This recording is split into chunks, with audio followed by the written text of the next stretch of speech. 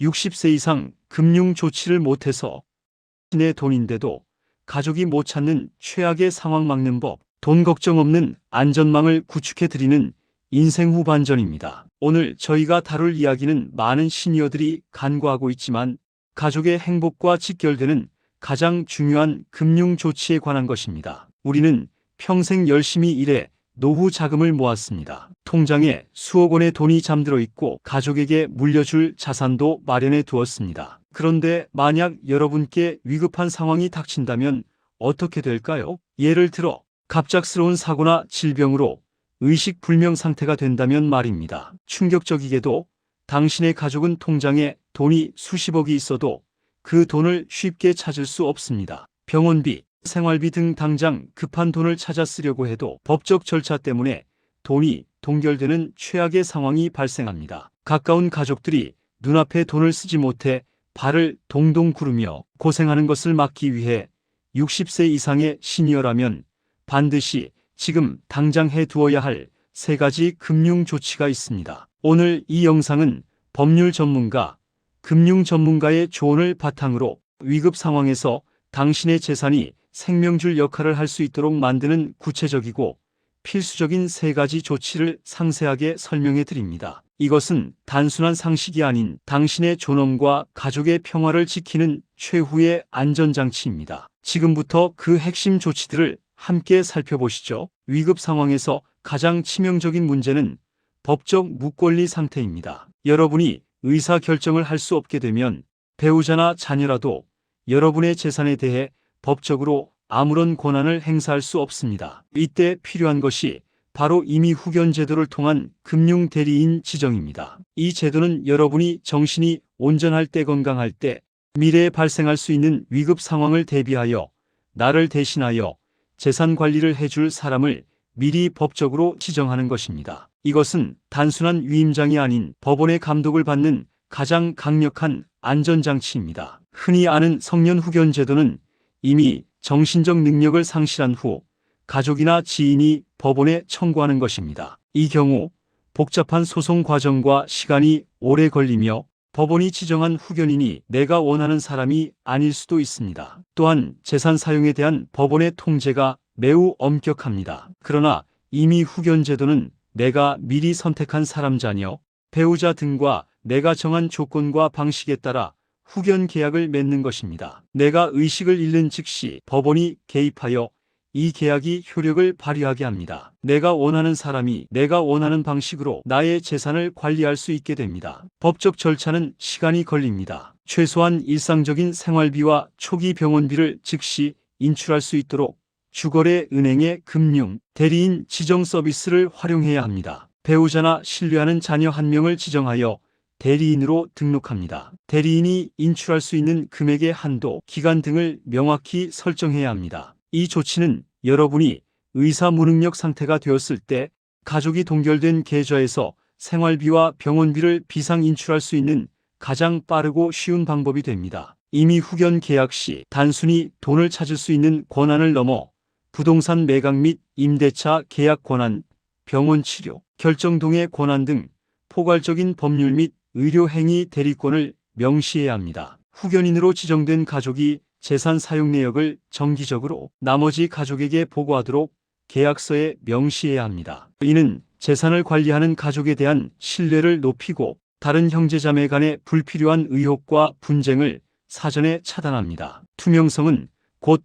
가족 간의 평화입니다. 위급 상황에서 가족들이 고생하는 2번째 이유는 돈이 어디에 있는지 모른다는 것입니다. 평생 동안 여러 은행, 증권사, 보험사에 흩어져 있는 자산은 위기 시 가족들에게 정보 탐색이라는 엄청난 숙제를 안겨줍니다. 이것을 막기 위해 자산 통합 및 비상자금 계좌 구축이 필요합니다. 많은 시니어들이 자신의 자산을 비밀로 간직합니다. 이는 위급 상황에서 가족들이 어디에 돈이 있는지조차 몰라 손을 쓰지 못하는 최악의 결과를 초래합니다. 모든 금융기관은행, 증권, 보험, 연금의 계좌번호, 비밀번호, 힌트, 담당 PB 연락처, 계약 명칭 등을 포함하는 자산 통합 문서를 작성하십시오. 이 문서를 공증받거나 신뢰하는 법무사나 변호사에게 맡겨두십시오. 그리고 문서의 존재와 보관 위치만 배우자나 지정된 자녀에게 명확히 알려주어야 합니다. 주식, 펀드 등 장기 투자 계좌는 위급 시 인출이 복잡하거나 손해를 볼 수 있습니다. 모든 자산과 분리된 비상자금 전용의 현금성 계좌를 별도로 만드십시오. 이 계좌는 3개월치 생활비, 예상 초기 병원비 정도의 현금성 자금만 보관하며 오직 위급 상황 시에만 사용하도록 목적을 명시해야 합니다. 이 비상자금 계좌를 조치 하나에서 지정한 금융대리인의 인출 권한과 직접적으로 연결하십시오. 이 계좌는 법적 동결 절차가 진행되기 전 가족이 가장 빠르고 안전하게 접근할 수 있는 생명 유지 장치가 됩니다. 사망보험금이 아닌 질병보험 금암, 중증 질환 등이 위급 시 가장 먼저 필요한 유동성 자금입니다. 보험금 수령인이 법정 상속인이 아닌 지정인으로 명확히 되어 있는지 확인하십시오. 보험금 수령인을 배우자 또는 가장 신뢰하는 자녀로 명확하게 지정해야 합니다. 법정 상속인으로 남겨두면 상속인들 간의 분쟁이 발생하여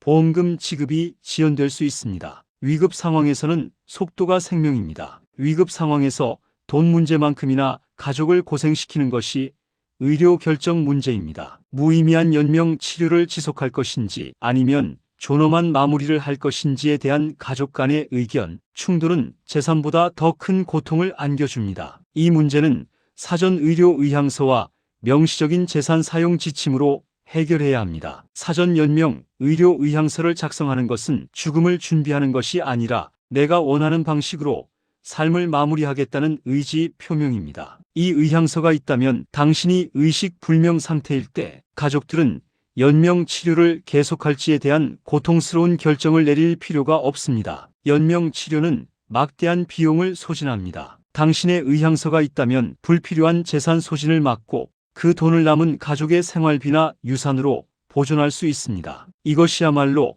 가장 합리적인 금융 조치입니다. 이미 후견인을 지정했더라도 그 후견인이 재산을 어디까지 사용할 수 있는지에 대한 명확한 가이드라인이 필요합니다. 만약 내가 중병에 걸린다면 가장 비싸고 질 좋은 요양시설, 이용, 최신 치료법을 위한 사용 등 재산의 최우선 사용처를 구체적으로 명시하십시오. 예를 들어서 내 재산 중 20%는 고통 경감을 위한 치료에 한하여 자유롭게 사용하도록 허가함라고 표기합니다. 반대로 무리한 사업 투자, 자녀의 사치성 소비 지원 등 재산의 사용 금지 규정도 명시해야 합니다. 이 지침서는 후견인에게 결정의 부담을 줄여주는 동시에 다른 가족들에게 투명성을 보장합니다. 금융기관의 합병이나 제도 변경 등으로 인해 당신의 자산, 통합 문서나 대리인 지정 효력이 무력화될 수 있습니다. 매년 생일이나 명절 등 정해진 날을 금융안전점검의 날로 정하고